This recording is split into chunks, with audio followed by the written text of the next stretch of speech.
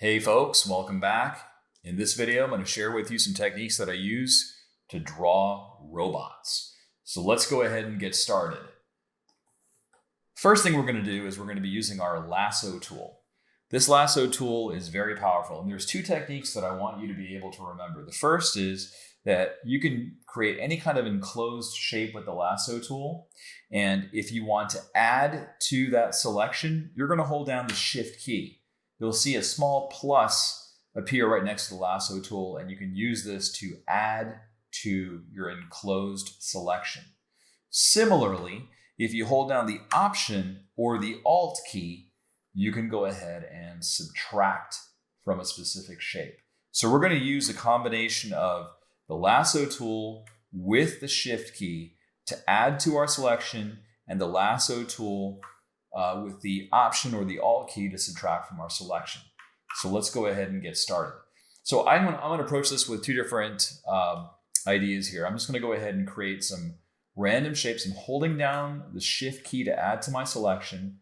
Let's create a very interesting, unusual set of shapes. And I'm not really too worried about the types of shapes that I'm creating. I'm going to fill that in with some color. I'll just go ahead and fill it in with some red. That is going to be the upper body of the robot.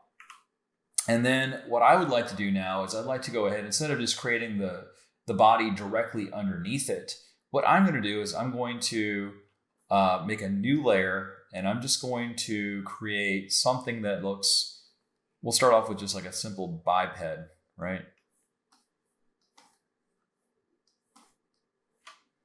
And I'll hit the Option Delete key to go ahead and fill that color in.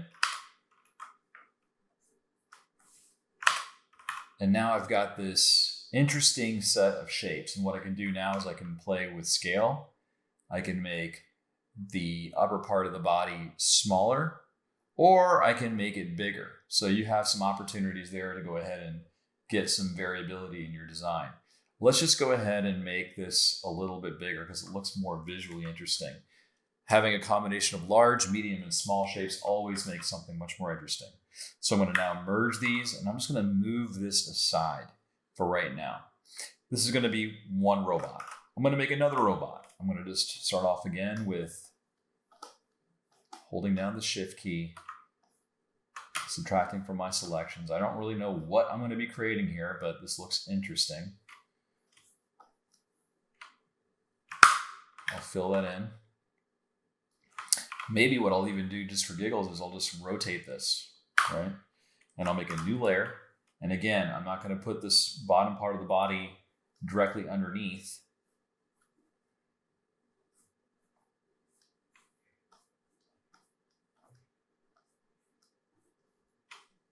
And we have something that looks like that. So I'm going to go ahead and merge those two. So this can be our starting point for our robot sketch. Now, once you have these shapes, let's look at the strategy that we're going to use to actually take these shapes and make them dimensional.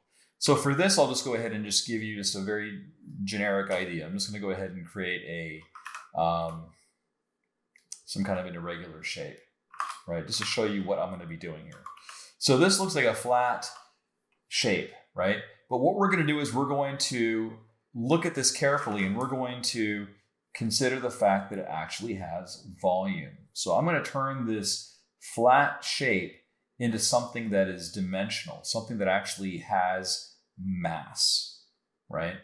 So this is no longer a flat shape. It actually has a top, it has some sides, it has a bottom, it's dimensional. So we're going to employ that approach when we're looking at the shapes that we have here for our robots. Let's go ahead and get started. I'm going to bring both of these layers down. I'm going to merge them, and I'm just going to drop the opacity. If you've got the Move tool selected, if you type in a number, say 4 or 5, it makes the layer 40 or 50% transparent, right? And so now what I'll do is I'll make a new layer above it. And this is where I'm going to start to identify some of the shapes. And there's no right or wrong answer here. I'm just going to begin. Let me just drop this even lower so you can see what I'm doing here. let's just say that this is going to be his chest. It's going to have a shoulder.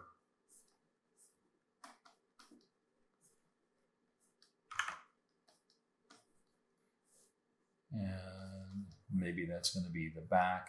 It's going to have some kind of maybe a rocket. And you don't have to be totally, following the exact shape everywhere you go. I'm just using this as a good starting point. But you have the ability to go ahead and cut loose. This is just a great way of just generating some ideas. And robots have, different elements that make them robots, right? They might have buttons. They might have, wires, things of that nature. Those are details that I add towards the end. So just to give you an idea of where I'm going with this. So we're creating a dimensional shape here. This also is dimensional. These contours kind of, give us a sense of form. And, if you add these little dots here, it kind of makes it look metallic, right? And then we've got the torso here. This torso is going to be round, so I'm going to infer a form here. There's the opening for the foot. And what we can do is we can just start to put some stuff in here, wires and buttons and all sorts of doodads, right? And think about how these shapes are, kind of how this robot is assembled. There might be some rivets. There might be some other elements there that kind of suggest the assembly of this particular character, right? So here's the legs, and I'm going to add some legs here and some feet. And I want to extend these feet out a little bit longer, so I'm just going to break away from my silhouette a little bit.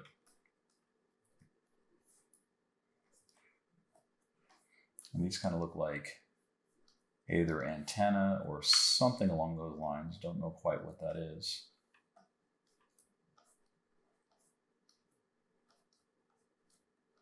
Maybe he's got some kind of a backpack, right? So this is what we've arrived at, right? This is basically the form. And then, of course, we can add these details. I'll put some really big eyes. And I'll give him a nose. He kind of looks like a bunny robot, right? And the other arm is kind of somewhere else. Or, maybe he's got an arm that is a weapon. So here's something that's not already in the silhouette, but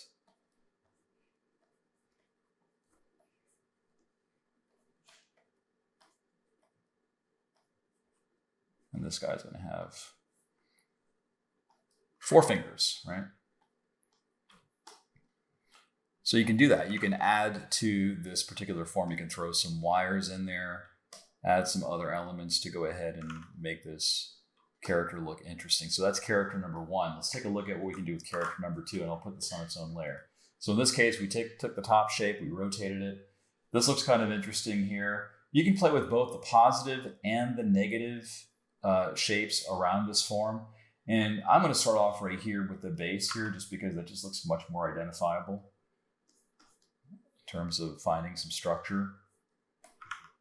And let's go ahead and add maybe a utility belt. I don't know what this is. Part of the fun of this is just, you're making something up. This is like covering new ground. I've never drawn this specific robot before. This is just a completely uncharted territory. It's kind of exciting, actually. All right, so we're going to add some tapering to the legs.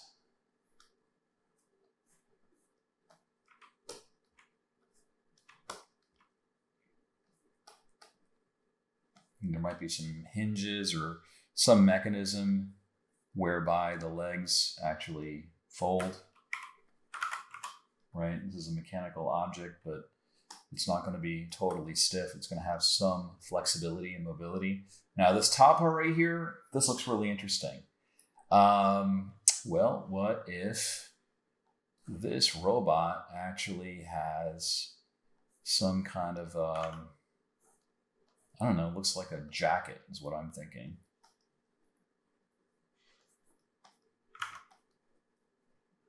And maybe this guy has some kind of a, leather jacket of some type. And I'm going to use this negative shape right here to kind of create some form. And let's just have, we can't really see, there's not a clear silhouette in this area right here, but this sharp area looks kind of interesting. So I'm just going to roll with that and say that these are, some kind of a claw. And that's going to be somewhat foreshortened. Now, I know what some of you are thinking. That's not really a robot. That's more like a creature or a monster. Well, I mean, yes, but you can, add elements in there to go ahead and give it a more mechanical type of feel, right? Let's do something with this hand here.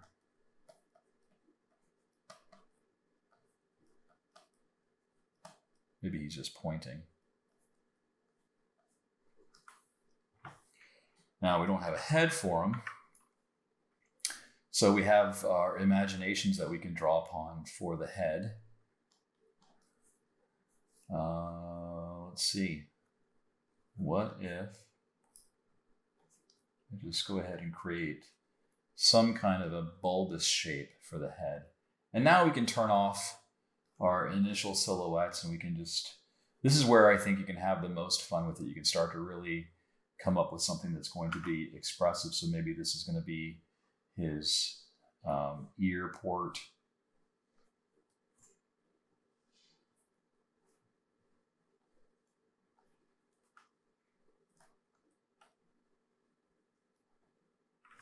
Let's have that jaw kind of be a little more prominent. Maybe there's some rivets on its jaw. And I'll just scale him down a little bit, so I have some room to add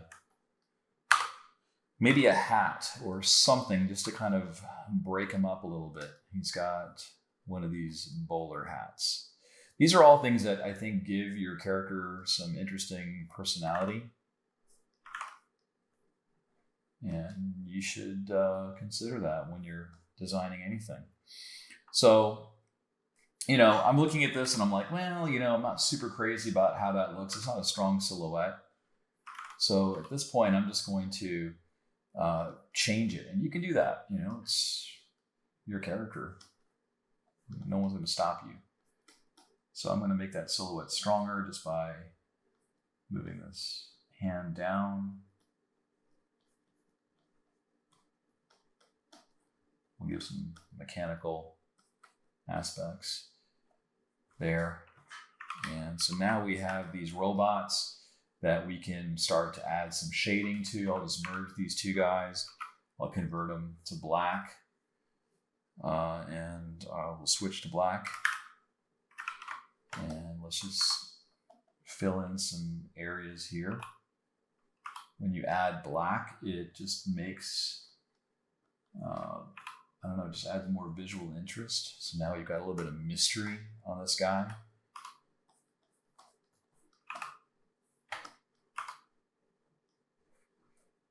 This part's also going to be dark somewhat.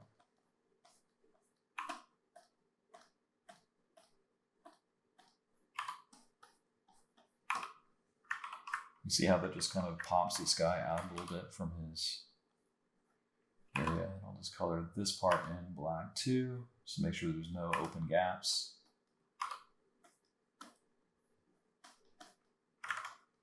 And we add some folds.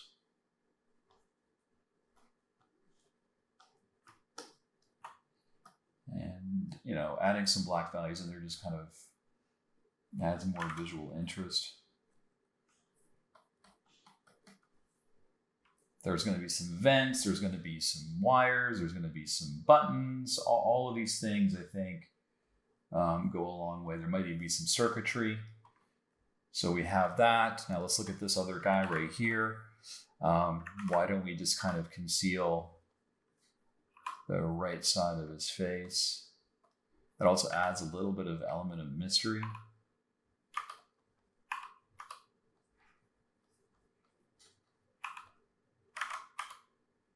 Oh, there's some open gaps there.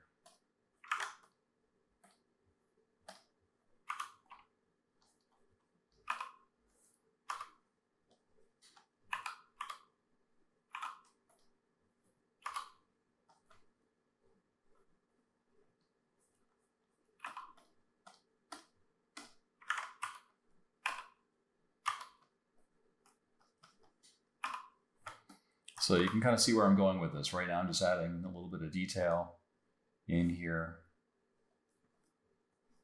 But you can take this however you want. Maybe this guy actually has one of those insignias.